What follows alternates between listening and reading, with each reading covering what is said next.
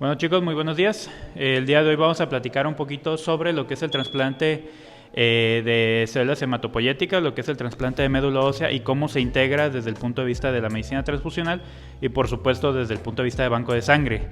Ahora, ¿por qué tenemos que hablar de esto? Nosotros hacemos el trasplante, nosotros somos un centro de trasplante. Aquí el CETS como tal no lo es aún, pero tenemos todo para poder hacerlo. Y eso realmente es como el proceder natural que tienen los bancos de sangre. Inicialmente pues vamos de forma jerárquica, ¿no? Comenzamos como un servicio de transfusión, transfundimos gente, después nos convertimos en algún centro de colecta o de procesamiento, también se les llama en Europa, por ejemplo, que serían estos lugares donde se obtiene sangre, aunque no se les hace pues todos los controles de calidad, y después se convierte uno en banco de sangre, que es lo que somos ahorita, pero todavía hay más para allá. Lo que sigue después de este banco de sangre es, ahora sí, ya poder empezar a hacer la manipulación de células, el poder tenerlas y más allá. Ahorita actualmente hay cosas muy interesantes, terapias muy innovadoras como las CAR T-cells, que son células linfocitos T que se obtienen de pacientes con leucemias, por ejemplo. Se modifican genéticamente y se vuelven a infundir en los pacientes eventualmente, y esto ha demostrado ser cura para algunos cánceres, ¿no? O si no cura, acercarse mucho, ¿no?, a la cura. Vamos a platicar entonces hoy de todo lo concerniente propiamente a lo que es el trasplante de médula ósea. Ahora, tenemos que definir muy bien qué tipo de paciente es el que se puede beneficiar del trasplante de médula ósea y qué es el propiamente trasplante de médula ósea. Para ello, vamos a ver algunas patologías que pueden ser tratadas con esto. Esas patologías están aquí, se pueden dividir de muchas formas, pero en general la literatura lo divide así. Por ejemplo, deficiencias congénitas inmunes, como todas estas que vienen en la parte de abajo. ¿Qué quiere decir? Que yo como individuo tengo la deficiencia de algún factor en específico, no factores de coagulación, sino factores inmunes. Por ejemplo, las inmunodeficiencias combinadas severas, en donde no se genera de forma correcta inmunoglobulinas. Estos niños, mayormente son niños los que se presentan con esto. Les digo que son niños porque por lo general no llegan a la edad adulta, se mueren durante el lapso de su vida. Pues están propensos a un montón de enfermedades, sobre todo de infecciones, y para nosotros combatir esto pues necesitamos volver a reforzar ese sistema inmune. ¿Cómo? Pues generando un trasplante de médula ósea, ¿no? Aquí vienen algunas otras, el Winscott-Aldrich, las insuficiencias medulares, etcétera, ¿no? Uno muy importante aquí sería la anemia aplásica. La anemia aplásica es una enfermedad en donde las personas, no solamente los niños, también los adultos lo podemos tener. Espero ninguno de aquí jamás tengamos esto. La médula ósea deja de funcionar, deja de producir sangre, deja de producir plaquetas, deja de producir defensas, y si no se trata, esto evidentemente hace que la persona muera. Nosotros, de hecho, mucho del stock de sangre que tenemos actualmente, mucho se va en pacientes con este tipo de enfermedades, que requieren 1 o 2 paquetes por semana durante meses o lo que le resta de vida. Entonces, qué mejor que hacer algo que realmente quite la enfermedad, y este algo que sería pues propiamente el trasplante de médula ósea. Algunas condiciones que no tienen que ver con la deficiencia inmune o una deficiencia congénita serían los trastornos metabólicos. Finalmente, nuestro cuerpo es un laboratorio. Se puede ver desde muchos puntos de vista, pero pensando en un laboratorio, vamos a necesitar enzimas, vamos a necesitar materia prima dentro de nuestro cuerpo, y hay ocasiones que tenemos deficiencias de estas.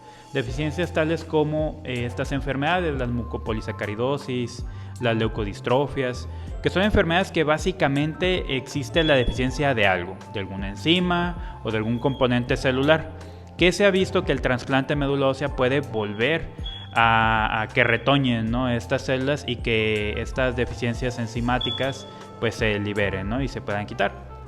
Otras son las hemoglobinopatías. Hay personas que la hemoglobina como tal la tienen mal, tienen defectos congénitos de ellas. Lo más común serían las talasemias, y algo no tan común, al menos en México, pero sí más en el Caribe, serían las anemias drepanocíticas. ¿Qué son este tipo de anemias? Los eritrocitos normalmente tienen su hemoglobina y hacen el transporte del oxígeno, pero hay personas que las cadenas de hemoglobina están mal hechas, y esto condiciona que estas células se puedan destruir, y entonces tienen un cuadro de anemia crónica, que puede ser mortal para ellos. A veces en condiciones específicas, por ejemplo, alguna mujer con talasemia que no le funciona bien esta hemoglobina y que suele tender anemia y que se embaraza. Momento en el cual pues prácticamente todas las mujeres pueden caer en anemia y con esto pues se van más abajo. Hay condiciones como estas que pudieran ser valoradas para un trasplante y de hecho lo hacemos, entonces siempre tenerlo en ese punto de vista, ¿no? Y otra que es muy importante, si no es que la más importante actualmente, que son las enfermedades malignas. Cuando hablamos del trasplante de médula ósea, cuando hablamos del trasplante en general, casi siempre volteamos a ver estas enfermedades: leucemias, linfomas, mielomas. Enfermedades en donde uno tiene un cáncer que se origina de la médula ósea, de la sangre, y que nosotros lo que queremos es quitar ese cáncer y meter una médula nueva que genere, que retoñe pues nuevamente una sangre que esté normal. Ahí es el punto de partida prácticamente para todos los protocolos de trasplante, y aquí en México probablemente sea la mayor indicación de los mismos. Todas las demás que les platiqué, funciona el trasplante en mayor o menor medida, pero no son lo más común que hacemos. Lo más común sí sería estas condiciones. Y algunas otras, ¿no? Por ejemplo, tenemos algunos tumores sólidos, sin que sean una leucemia como tal, que se pueden beneficiar también del trasplante. Aquí, por ejemplo, en pediatría, en oncopediatría, tienen enfermedades como estas que muchas veces pueden ser beneficiadas por el trasplante, pero que desgraciadamente en lo que es el estado de Jalisco, de manera pública, el acceso es muy limitado, muy limitado, y que muchas veces tienen que salir del estado, ir a lo mejor a México o al Bajío para que se pueda hacer el trasplante, y esto pues condiciona que muchos niños, muchos adultos mueran porque no tienen acceso a esto. Entonces esta es la importancia de que nosotros conozcamos lo que podemos hacer nosotros para empezar aquí en nuestra localidad y en nuestro estado poder ofrecer este tipo de terapias. Ahora bien, para nosotros definir qué pacientes pueden ser o no elegibles a trasplante, tenemos que dividir el trasplante en general. Hay dos tipos muy grandes de trasplante. Entonces, el trasplante de donadores autólogos y halogénico. ¿Qué quiere decir esto? Trasplante autólogo es como tener una computadora. ¿No? Mi computadora le cayó un virus y yo necesito quitarle el virus formateándola. Pero obviamente si yo quiero formatear mi computadora, pues ¿qué quiero? Sacar mi información, a lo mejor a un disco duro. Y saco mis películas, saco mis fotos, saco mi información importante, luego formateo y le regreso esa información. Eso es un trasplante autólogo. Es una persona que le vamos a dar un tratamiento que va a resetear, por así decirlo, su médula, va a destruir su médula. Y para evitar que nosotros perdamos a este paciente porque no tiene médula, sacamos médula, la guardamos y se la volvemos a dar. Como si fuera esta comparación, ¿no? Como una computadora. Y luego tenemos el trasplante halogénico, que este es el verdadero trasplante. Es cuando yo digo, oye, ¿sabes qué? Tengo un cáncer, tengo una leucemia, me están dando tratamiento y dentro del tratamiento necesito que mi hermano me dé médula. ¿Para qué? Para que esta médula de mi hermano, uno, empiece a generarme a mí mismo sangre, y dos, las células de defensa que se generen de esta médula ataquen al cáncer. Y así es como logramos vencer al cáncer en este tipo de circunstancias. Pero obviamente esto nos lleva a preguntar, bueno, ¿y quiénes pueden ser elegibles para este tipo de procedimientos? Bueno, aquí tenemos una lista de ellos.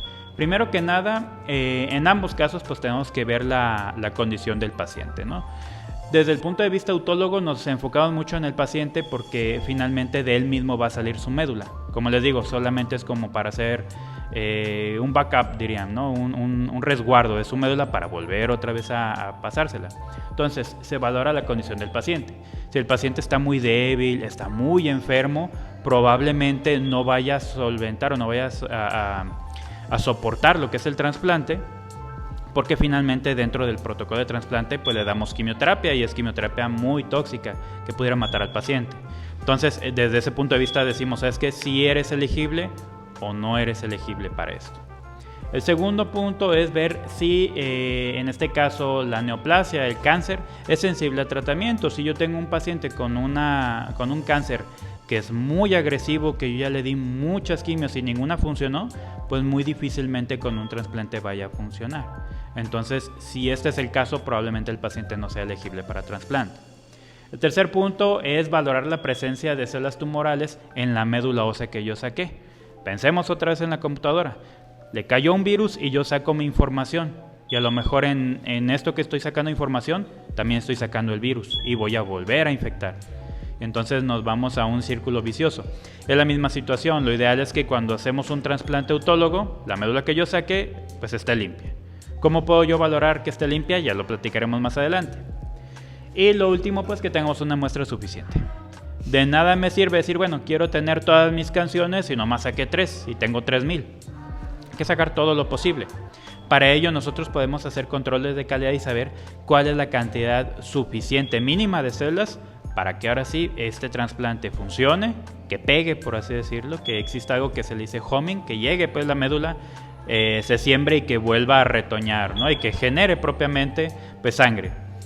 Y por supuesto de las pruebas que hacemos a este tipo de pacientes, nos enfocamos sobre todo a pruebas de índole infeccioso, sobre todo valorar algunas serologías, ver que mi paciente no tenga VIH, que no tenga hepatitis, que no tenga nada de esto. O si es que lo tiene y es factible hacer el trasplante, pues tener mucho cuidado con la manipulación de estas células, ¿sale? Y del otro lado tenemos la condicionante de un donador halogénico. Cuando yo tengo un donador halogénico, quiere decir que yo soy el paciente y tengo a alguien externo que me va a dar a mi médula. Entonces ahí ¿qué tengo que valorar? Yo aquí tengo que ver ahora sí lo que es la compatibilidad. La compatibilidad del HLA, que muchas veces lo hemos visto, ¿no? Lo en películas o en series, es que no es compatible, es que es 100% compatible. ¿Qué significa? Todos nosotros tenemos dentro de nuestras células y en su superficie algunas proteínas como un código de barras. Ese código de barras se le conoce como HLA. Y como todo código de barras, pues tiene muchas barritas. En este caso valoramos, por así decirlo, 10 barras. Si hay compatibilidad de estos 10 loci que se le conoce, de estas 10 barras, entonces podemos hablar de que es un trasplante que puede ser compatible al 100%. Si falta alguna de ellas, ya no es tan compatible y esto que genera que probablemente tengamos algún rechazo. Algo muy importante desde el punto de vista del trasplante, han escuchado de muchos tipos de trasplantes, renal, de corazón. El más difícil de todos es este. ¿Por qué? En el peor de los casos, por ejemplo, en un trasplante de riñón, lo peor que puede pasar es que rechacemos el trasplante, ¿no? Lo peor en este tipo de trasplantes es que me rechace a mí el trasplante. ¿Qué quiere decir esto? Finalmente yo le estoy dando médula. Este punto de rechazar, que es que el sistema inmunológico rechace a un órgano. En este caso me están trasplantando a mí un sistema inmunológico nuevo que va a rechazar mi cuerpo. Esto se le conoce como enfermedad de injerto contra huésped y es mortal y muy fea, porque empieza a dar daños en la piel, en los ojos, en el hígado, en tubo digestivo y puede ser mortal. Casos muy severos son terribles, ¿no? Quedan ciegos, empiezan con primero náuseas, luego vómito y empiezan con sangrado de tubo digestivo, empiezan con escaras en la piel. Y nosotros tenemos que mediar este tipo de condiciones ya desde el punto de vista médico, a veces con esteroides o con medicamentos que pueden frenar un poquito la respuesta inmune. Desgraciadamente, desde este punto de vista tenemos un equilibrio que si yo le doy mucho a que no me vaya a generar esto, entonces las células que están ahí nuevas de defensa ya no atacan al tumor, a la leucemia, al cáncer, y entonces el cáncer puede volver. Si le suelto mucho la rienda y que sí ataque el cáncer, perfecto, pero a lo mejor me empieza a dar este H. Entonces lo ideal en el trasplante es pues que sea compatible 10 de 10, ¿sale? Que esto nos ayuda mucho para que no suceda este tipo de condiciones. Junto con esto también tenemos que hacer serologías. Ustedes están acostumbrados y lo conocen bien. En banco de sangre le hacemos serología a la sangre y por norma tenemos que hacerlo al menos a 5 más 1, que valoramos lo que es hepatitis, VIH y etcétera. Pero hay algunas que no revisamos de manera común, como es el citomegalovirus, el virus del Epstein-Barr y algunos otros. ¿Por qué no lo hacemos? Porque finalmente en el paciente que requiere sangre no suele generar gran problema esto. De hecho, de aquí más de alguno tenemos citomegalovirus o Epstein-Barr. Son virus que obtenemos desde la niñez, no tienen nada del otro mundo. Pero estos virus sí se han visto implicados en rechazo del trasplante. Por eso, desde el punto de vista de medicina transfusional, son cosas que sí debemos de ver, no solo en la médula que vayamos a obtener, sino también en los componentes que le brindaríamos al paciente, porque hay que recordar, el paciente que es trasplantado pues va a requerir de sangre, de plaquetas, a veces de plasma, que es muy raro, pero puede ser, o de crioprecipitado o alguna otra situación, y tenemos que darle pues componentes que no tengan serología reactiva, porque pueden perder el trasplante por esto. Obviamente hacer una historia clínica completa, y entre las pruebas que hacemos pues serían infecciosas y serológicas también. Ahora, en cuanto a los tipos de recolección, ¿cómo obtenemos la médula? Hay dos grandes formas de obtenerla. Tres, siendo realistas, o sea, desde un punto de vista más amplio, pero en la práctica hay dos grandes puntos. Uno es hacer la obtención por aspirado directo, como viene ahí en la imagen, que lo que hacemos nosotros es, tenemos al paciente, ya sea el paciente o el donador, en un quirófano, se anestesia completamente y con una aguja de aspirado de médula ósea, como la que se ve ahí, que es grande, se llega al hueso y se empieza a sacar a puro jalón. Y de ahí vamos a obtener el componente. Ahora, ¿cuánto vamos a obtener? Mucho. Más o menos 1,5 litros sacamos de un donador. Ahora, pónganse a pensar. Lo normal que dona una persona aquí en el banco de sangre, ¿cuánto es? 500 mililitros, 450 más menos 10. Y con eso andan mareadones y todo. Ahora imagínense 3 donaciones en una. De hecho, nos obliga, este es el tipo de donador que es muy válido que previo a hacer todo este evento haga una autodonación. Que ya tengamos nosotros sangre de él para transfundirle a él posterior a este evento. O de la misma médula que estamos sacando, nosotros quitar eritrocitos y regresárselas a ellos por medio de unas máquinas que se llaman recuperadores celulares. Probablemente han escuchado que existen algunas cirugías, sobre todo en personas que no quieren el uso de sangre, que pueden recuperar durante la cirugía la sangre y volver a transfundirla. Esto es un recuperador celular. El recuperador celular lo que hace es obtener la sangre del lecho quirúrgico, separarla de la misma manera que lo hacemos en el fraccionamiento, lavarla y regresar el componente autólogo al paciente. Y esto es algo que es muy, muy válido, y sobre todo en este contexto, porque finalmente vamos a obtener una gran cantidad de médula. Y no solamente es médula, también es sangre, también son plaquetas, también es plasma, también es todo, ¿sale? Y como viene en el diagrama, nosotros lo hacemos ahí en la cresta ilíaca posterior, que es en la cadera, como si fuera una inyección. Siempre tenemos que evitar algún sitio de irradiación, porque hay personas que, por ejemplo, comenzaron con un cáncer de mama y que después hacen una leucemia y que llevaron a lo mejor algo de radioterapia a algún campo involucrado. A lo mejor tuvieron cáncer de ovario y estuvieron dándole radiaciones ahí. ¿Por qué hay que evitar estos lugares? Porque a veces no hay mucha médula de ese lado. Pero bueno, eso ya son condiciones como muy técnicas del aspirado. Y nosotros vamos a obtener el componente y se va a pasar a una bolsa de recolección. Como ven, todo esto es pues lo más estéril posible, pero no como en una transfusión, en una donación sanguínea. Se hace en un quirófano y se está sacando a jeringazo. Entonces, uno de los grandes riesgos que tenemos aquí es que se contamine. De hecho, hay un estudio de hace algunos 5 o 6 años en Ciudad de México, en donde se valoró cuántas de los trasplantes o cuántas de las bolsas de trasplante generaban algún tipo de siembra positiva, y se encontró que era 1 de 64. No suena tanto, pero es muchísimo comparado a cuánto sacamos, que ustedes lo han visto. Un cultivo positivo en un paquete globular, años, literal años que no sabe ninguno. ¿Por qué sucede esto? Porque 1 de 64, pensando un centro que haga 3 o 4 obtenciones de médula ósea por semana, pues en unos mesecitos ya tenemos un paciente que puede estar infectado. ¿Esto es grave? Sí, sí es grave, pero no por eso vamos a desechar esta médula, porque es realmente un bien muy, muy valioso, ¿sale? Y pues esto se pasa a una bolsa de recolección que suele estar anticoagulada con ACD. En algún momento se usaba heparina, pero suele usar más ACD, y obviamente pues es una bolsa estéril. ¿Y cuál es el objetivo? ¿Qué es lo que vamos a obtener nosotros en este aspirado? Lo que vamos a buscar, sobre todo en el punto de vista de un autotransplante, es al menos 2 por 10 a la 8 de células hematopoyéticas troncales, y al menos 3 por 10 a la 8 de células nucleares por kilogramo de peso del receptor.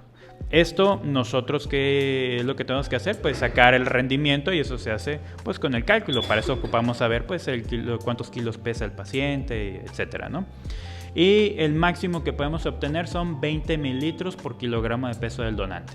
Alguien de 70 kilos pues va a dar 1400 mililitros, litro y medio, es un montón. Por ende, nosotros sí tenemos que tener este cuidado para que el paciente o el donador, pues en general, no nos vaya a caer en una hipovolemia o se vaya a poner grave, ¿sale? Y algo muy importante es que lo que nosotros queremos es esto, ese CD34 positivo. ¿Qué significa? Nosotros, para poder definir qué tipo de células tenemos en la médula, utilizamos algo que se llama citometría de flujo. La citometría de flujo no es otra cosa más que una metodología de laboratorio que nos permite identificar ciertas moléculas en la superficie de las células. Nosotros sabemos que las células madre, las células hematopoyéticas troncales, expresan esto, CD34, pero no expresan algunas otras moléculas como CD38, etc. Y con esto ahora sí yo puedo tener células que sé que son de médula ósea y una cantidad adecuada para poder usarla en el trasplante. Entonces, en general nosotros vamos a tener esto, litro y medio más, esperando que sea lo menos posible, de médula, ¿sale? Que va a contener no solamente médula ósea, no solamente va a contener células hematopoyéticas, también va a tener glóbulos rojos, glóbulos blancos, va a tener plasma, va a tener trocitos de hueso, va a tener estromas, va a tener muchas cosas ahí. No todo nos sirve. Para ello nosotros necesitamos hacer algunas preparaciones que las hacemos por medio del Buffy-Coat. Es decir, de la misma manera que nosotros hacemos el fraccionamiento de las unidades, y que, recordando, el fraccionamiento no es otra cosa que tener la sangre total, centrifugarla para que se dividen los hemocomponentes y después fraccionarlo, pues hacemos lo mismo aquí. Pero ¿qué es lo que nos sirve aquí? El Buffy-Coat. Porque en el Buffy-Coat o la capa leucoplaquetaria, ahí están las células hematopoyéticas troncales, las células madre, ¿sale? El resto, ¿qué podemos hacer con ellas? Se pueden desechar o podemos reinfundir al paciente si es que tenemos estos equipos de recuperación celular y de lavado, que sería lo ideal para nosotros poder aprovechar todo y que nuestro paciente pues no vaya a tener un problema por estar donando litro y medio de médula, ¿sale? ¿Y qué le vamos a hacer a todo esto? Refrigerarlo o congelarlo, dependiendo de qué es lo que vamos a hacer o cuál es el planteamiento de nuestro trasplante. Ahorita vamos a platicar un poquito de lo que es la criopreservación y por qué nos sirve mucho y en qué condiciones podemos omitirla y en qué condiciones es forzoso, ¿sale? Bueno, ahorita lo vamos a mencionar. Y otra cosa interesante es que podemos hacer algo que se llama enriquecimiento celular. El enriquecimiento celular es nosotros, como dice el nombre, enriquecer de células troncales nuestro componente. ¿Y esto cómo lo vamos a hacer? Bueno, se hace por medio de alguna de estas dos técnicas. Uno es por medio de algo que se llaman cuentas inmunomagnéticas. ¿Qué hacen? Se pone una cuenta que es una magnetita, pues un imán, unido a un anticuerpo que va dirigido a estas células troncales, a estas células madre. Y con un imán, esto lo hace una máquina obviamente, jalamos esas células hacia un lado y se van acumulando selectivamente para enriquecer nuestro trasplante. La verdad es que esto se utiliza más en investigación que como en el día a día, pero es una opción de enriquecimiento. Y esto mismo también nos sirve para buscar si la médula que yo estoy sacando no está contaminado con células tumorales, que era parte de lo que platicábamos. Yo saco médula y igual que yo saco la información de la computadora, pues no quiero que esté infectada. No quiero que tenga células tumorales porque si se lo vuelve a trasplantar, pues vuelve a surgir la leucemia o vuelve a surgir el cáncer, ¿sale? Ahora, dentro de lo que es la recolección, también podemos hacer la depuración de células tumorales, que es lo que les comentaba. Puedo yo retirarlas directamente o inclusive pudiera utilizar algo de quimioterapia previa en el paciente. Esto se conoce como régimen de acondicionamiento, que ahorita lo vamos a mencionar más adelante. Y algo muy importante es que dentro de todo esto, pues vamos a tener problemas inmunohematológicos también. Si recordamos, existen las compatibilidades de toda la vida. Si yo soy O, yo le puedo dar mi sangre a todos, pero solo me pueden dar mi sangre O. ¿Cuál es el problema con el trasplante de médula ósea? En el trasplante de médula ósea no me van a transfundir sangre, me van a transfundir médula ósea. Y esa médula ósea no son nada más eritrocitos, también tiene plasma y tiene anticuerpos, es como si estuviéramos transfundiendo sangre total. Y entonces nosotros definimos a esto como incompatibilidades mayores, menores o bidireccionales. ¿Qué quiere decir? Una compatibilidad menor es cuando a mí lo que me están transfundiendo contiene anticuerpos contra los antígenos que tengo. Por ejemplo, si yo soy de grupo O y me dan sangre o bueno, médula O, aquí no habría ningún problema. Pero si soy de grupo A y me dan médula de grupo O, habría una incompatibilidad menor. ¿Por qué? Porque si bien los eritrocitos no tienen antígenos que tengan problema, el plasma que tiene esta médula sí tiene anti-A. Y entonces ahí me daría una incompatibilidad menor. Una incompatibilidad mayor sería que yo tenga anticuerpos contra los eritrocitos que me pasen. Por ejemplo, si yo soy de grupo A y me dan AB. En este caso, como yo tengo anti-B y la médula ósea tiene antígeno B del AB, yo ahí le generaría una incompatibilidad mayor. Y la incompatibilidad bidireccional sería solamente en los casos en que el donador y el receptor sean de grupo A y B. Es decir, que yo soy A y me dan médula B. ¿Por qué? Porque yo tengo anti-B y mi donador tiene anti-A. Entonces ahí sería bidireccional y todo esto conlleva que pudiera haber un problema en que esta médula ósea pues no vaya a funcionar y que tuviéramos un rechazo inmediato al mismo y que también tengamos algo de hemólisis. ¿Sale? Esto aquí está explicado como a mayor detalle, pero básicamente es como se genera. Y algo muy importante es que podemos almacenar esta médula a un corto y a un largo plazo. A corto plazo nosotros podemos tener médula recién obtenida y ponerla en el refrigerador, pero no dura mucho tiempo. Para esto nosotros podemos hacer técnicas de criopreservación. ¿Cuál es el problema de la criopreservación? Si nosotros obtenemos estas células y las meto yo al congelador así, se van a destruir. ¿Por qué se destruyen? Porque normalmente el líquido en el que están estas células pues finalmente es agua. Se generan cristales de hielo, y destruyen lo que son las células. Para nosotros evitar esto podemos utilizar un anticongelante. Existen varios en el mercado, pero hay uno en específico que es el que nos funciona más, que es el dimetilsulfóxido. Ese dimetilsulfóxido, lo que hace el DMSO, que viene ahí, lo que hace es darle estabilidad a la membrana y evitar que se generen estos cristales. Sí se generan. Quien diga que no, la verdad es que está mintiendo. Sí se generan, pero va a permitir que las células mantengan su viabilidad. Ahora, ¿para qué me sirve a mí pues congelar estas células? Me sirve para lo siguiente. Platicamos al principio que tenemos dos tipos de trasplante, el autólogo y el halogénico. El autólogo es mi computadora que yo la quiero reiniciar y le voy a formatear y le voy a pasar mi información. El problema es que en el autólogo, para yo hacer todo este proceso, yo saco la médula y tengo que formatear. Esto de formatear en el trasplante sería dar quimioterapia. Y quimioterapia a dosis altísimas. Por ejemplo, hay un esquema, estas dosis altas se le conocen como acondicionamiento. Existe un esquema para una enfermedad que se llama mieloma múltiple que lleva melfalán, normalmente dosis muy bajitas, 10, 12 miligramos.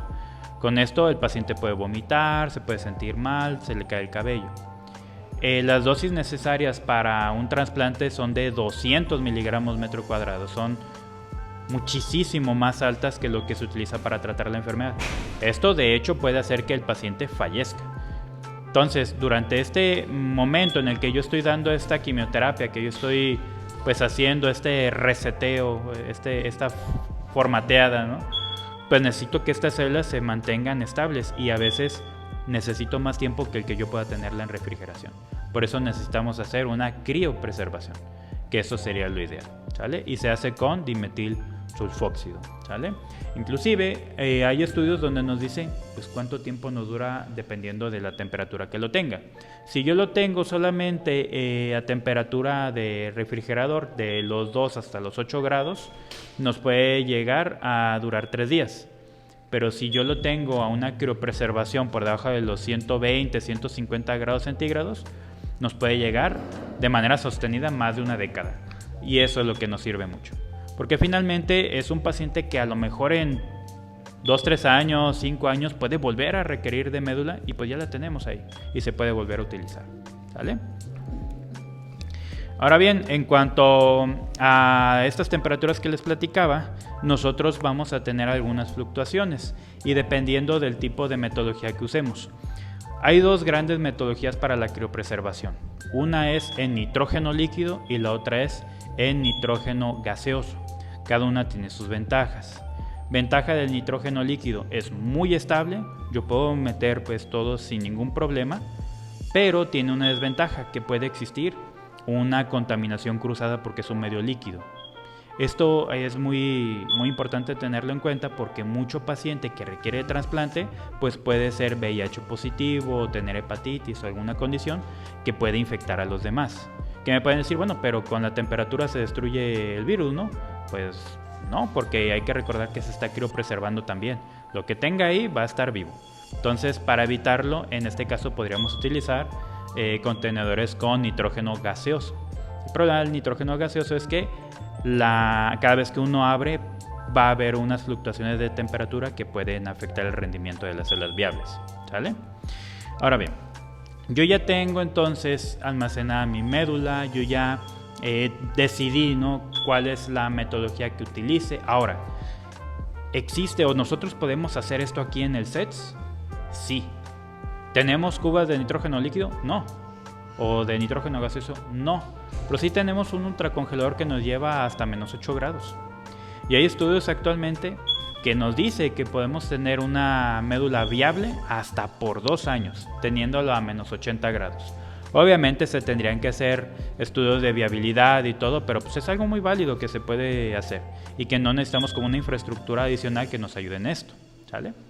Entonces, en base a esto, nosotros podemos utilizar todo. Y la otra es que sí tenemos que hacer algunas valoraciones, sobre todo cuando yo tengo la recolección de una médula y que probablemente tenga o una serología positiva o no estemos muy seguros. Ahí se tiene que mantener en resguardo al menos 30 días. Obviamente estoy hablando de algo que ya está criopreservado. Si se mantiene a temperatura de refrigerador, pues después del tercer día ya las células ni siquiera son viables.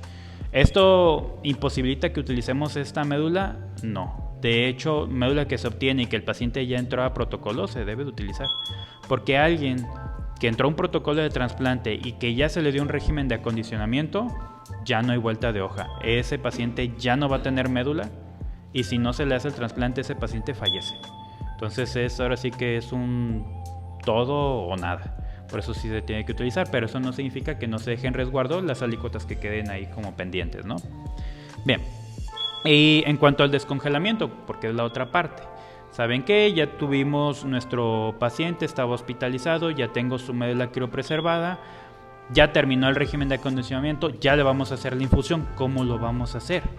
Como viene aquí, vamos a utilizar bolsas de contención secundarias como cuando hacemos el descongelamiento de plasma, de la misma manera, sobre todo para evitar que se vaya pues a romper o si hubo una ruptura saber que está ahí. Deben de ser obviamente bolsas de contención que sean estériles.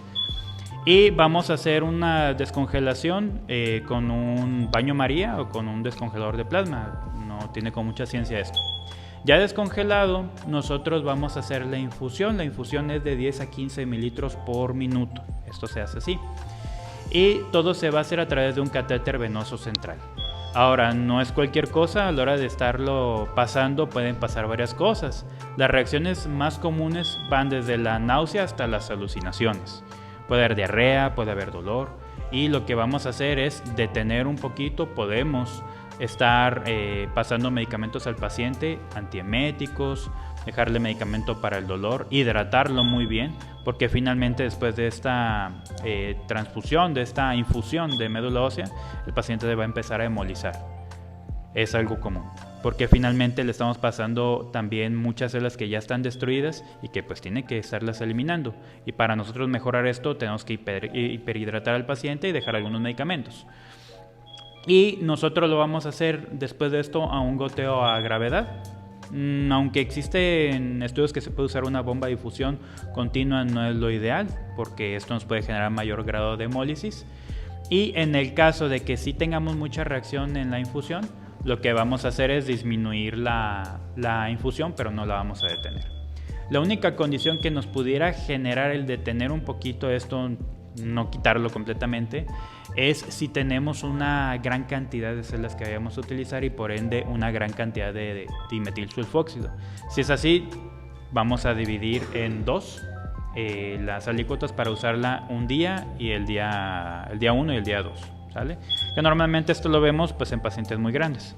Qué raro, la verdad, el paciente que llega al trasplante suele estar muy delgado precisamente por todo el esquema previo y la propia enfermedad, pero bueno, existe esto, ¿no? Y dentro de la evaluación y el control de calidad que le vamos a hacer a la médula ósea, a estas células troncales, pues nosotros vamos a valorar tres condiciones. Uno, que es el recuento celular, la viabilidad y los controles microbiológicos. El recuento celular, ¿con qué lo hacemos? Pues con citometría de flujo.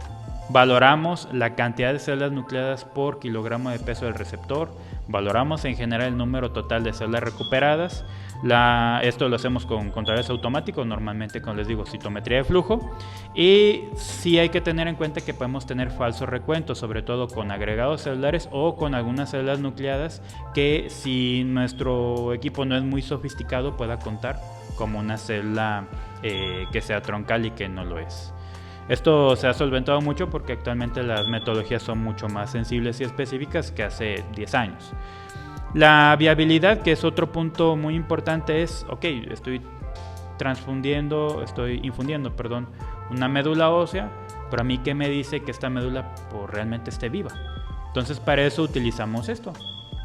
Valoramos el porcentaje de células vivas con alguna de estas metodologías. Estas son las más clásicas, como el azul de triptano o la naranja de acridina, que también se utilizan metodologías de serología infecciosa, y que básicamente valora si las células están vivas. El azul de triptán lo que hace es básicamente valorar si la integridad de la membrana de estas células está bien. Si no se pinta es porque está íntegro, si se pinta es porque está destruido y entró el colorante. Y existen más técnicas. Actualmente lo que se usa más es la citometría de flujo, ¿sale? Y lo último, pues obviamente los controles microbiológicos que tenemos que valorar. Recordemos, desde un principio decíamos, el paciente que se está obteniendo la médula, desde el punto de vista de aspirado directo, pues tiene mucha probabilidad de que este componente se vaya a contaminar. Ya decíamos, 1 en 64 es un montón.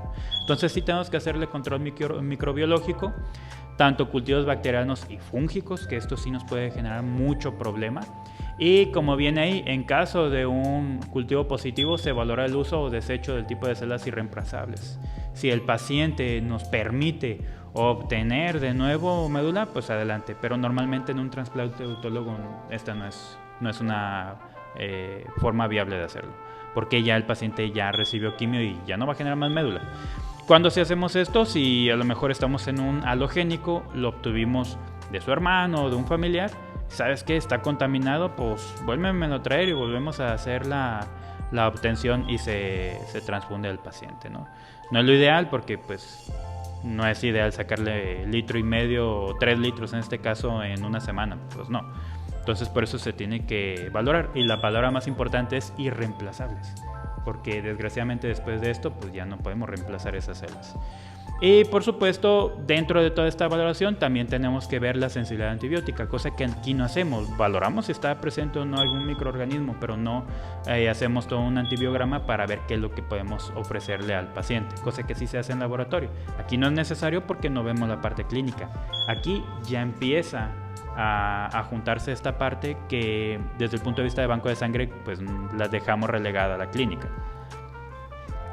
Además de esto, pues ya vamos viendo algunas otras cosas, por ejemplo, el análisis de CD34 positivas que se hace por citometría de flujo. Podemos valorar también la aldehído deshidrogenasa citoplasmática, que esto nos ayuda a valorar qué también va a funcionar el trasplante. En niveles altos nos habla de una buena reestructuración de esto. Y algunas pruebas complementarias, por ejemplo, podemos hacer nosotros cultivos hematopoyéticos para más o menos darnos una idea si estas células pueden crecer. La verdad es que son pocos los centros que lo hacen, pero es una buena forma de ver in vitro si pues esta metodología funcionaría. Algunas otras cosas, por ejemplo, pruebas por bioluminiscencia y una muy importante, la detección de células tumorales. Aquí lo tengo todo como por separado, pero realmente desde el punto de vista de la citometría de flujo, pues prácticamente esto se ve desde el primer punto, ¿no? Metemos la citometría y podemos ir valorando todos estos aspectos. Y finalmente tenemos los datos del injerto.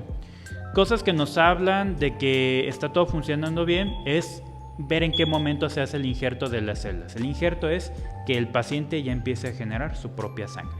Lo primero que empieza a surgir son los glóbulos rojos, posteriormente los leucocitos y al final, lo más tardío, son las plaquetas. Por ende, son pacientes que los vamos a tener a veces hospitalizados por 1 mes o 2 meses con un alto requerimiento transfusional, que probablemente requieran plaquetas diario por aféresis o que estén requiriendo de un concentrado globular a lo mejor cada 2 días y que pues esté grave. Entonces, por eso, para nosotros aventurarnos a hacer esto, necesitamos de un banco grande, como lo somos nosotros, porque finalmente sí tenemos un stock bastante suficiente, al menos de sangre, aunque de plaquetas estamos así bajoides. Eso sí lo podemos ir solucionando pues conforme vaya pasando el tiempo, ¿no? Y las necesidades, por supuesto. Y tenemos la otra cara de la moneda, la más común y la que podríamos nosotros ofrecer también, que es el trasplante con una aféresis. El trasplante que obtenemos las células hematopoyéticas por aféresis las vamos a hacer con la misma máquina que tenemos aquí, que es una máquina de aféresis plaquetaria. Esas máquinas de aféresis, el nombre correcto es un separador celular, que nos permite obtener un componente que podemos utilizar nuevamente en algún paciente. Ahora, ¿cómo lo vamos a hacer? Exactamente igual que cuando hacemos una plasmaféresis. Se conecta a una vía central y lo único que cambiaría aquí es la programación del equipo.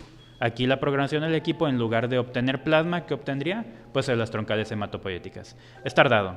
Más o menos tarda entre unas 7 y 8 horas una recolección de células. Y normalmente este es el tipo de trasplante o de obtención de células hematopoyéticas que se utiliza para los donadores de médula ósea. ¿Por qué? Porque es muchísimo más seguro para el donador. Porque a diferencia de obtenerlos a puro jeringazo, pues no le voy a sacar 1,5 litros, le voy a sacar lo necesario y el resto va a regresar al paciente, o en este caso al donador, ¿sale?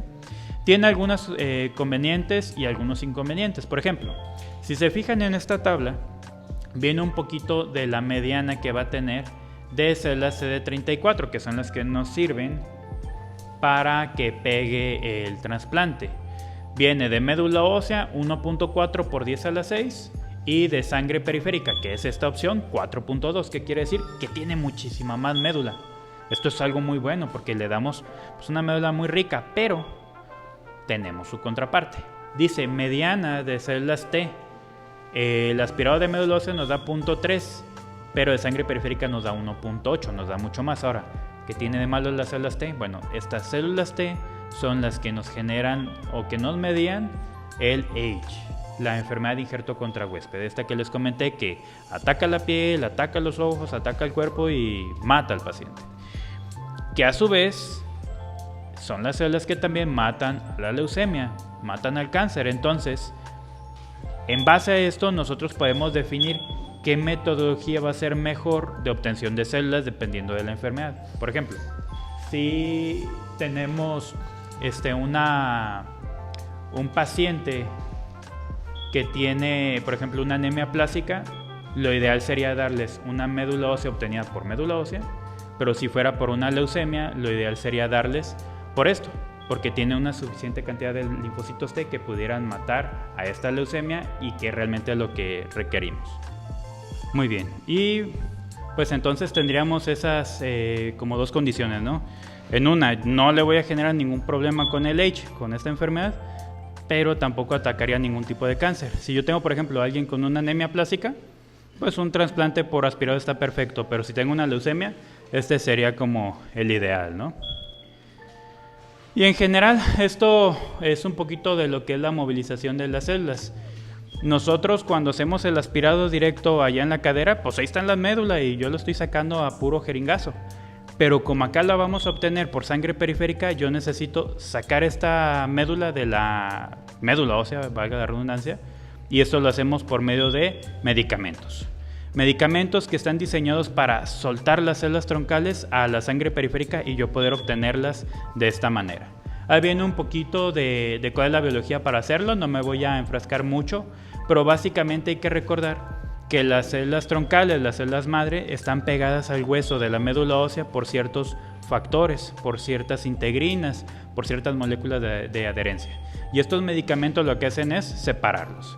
¿Qué medicamentos? Bueno, por ejemplo, algo que se llama filgrastim, que es un medicamento que va a permitir que estos se puedan separar, o algunos otros como el plerixafor.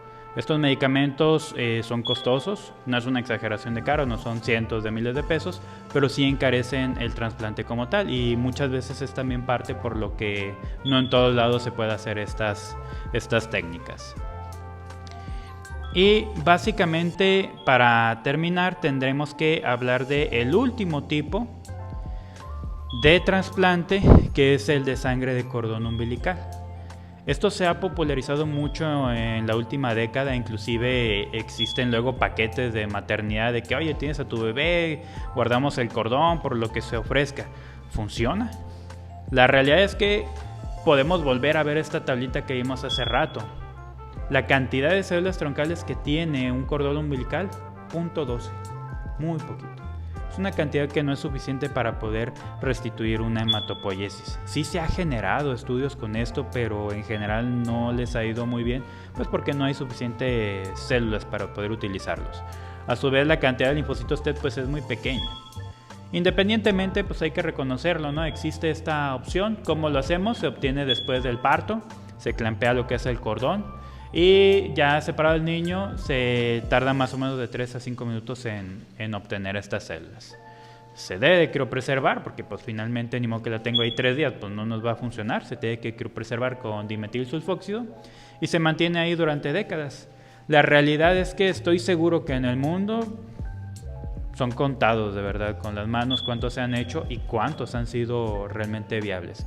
Entonces, si a alguno de ustedes les ofrecen esto, no se lo recomiendo. No es como que vayan a asegurarle algún futuro al chiquillo, ¿no? Mejor darle un seguro de gastos médicos mayores, ¿no? Y pues básicamente esto es las generalidades, ¿no?, que tenemos del trasplante. Y a modo de conclusiones, pues tenemos esto, ¿no? El paciente que es sometido a un trasplante pues realmente es un reto. Es un reto que podemos afrontar, al menos nosotros como centro estatal, la verdad es que sí.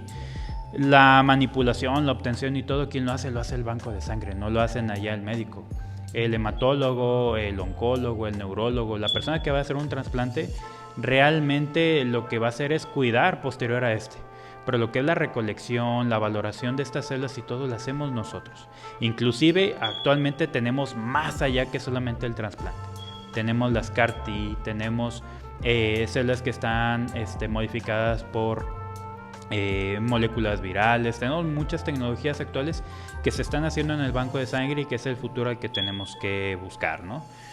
¿Podemos hacerlo aquí en el banco? La verdad es que sí, nos hace falta infraestructura, no tanta. Si se fijan en cuanto a equipos, pues a lo mejor nos faltaría una cuba de nitrógeno líquido, pero aún así tenemos un ultracongelador que esto sería viable. El dimetilsulfóxido que se puede solicitar, las bolsas las tenemos y nada más es empezar pues a hacer presión para hacer esto. Los permisos también los tenemos. Y los pacientes definitivamente los tenemos. Allá afuera hay mucho paciente que tiene leucemia y que requiere esto, ¿no? Y más enfermedades. Entonces, en general, esto es para darnos como una idea de qué es lo que es el trasplante y como las condiciones técnicas que entran. Hay algunas situaciones que ya son más de índole clínico, pero en general, pues eso sería todo.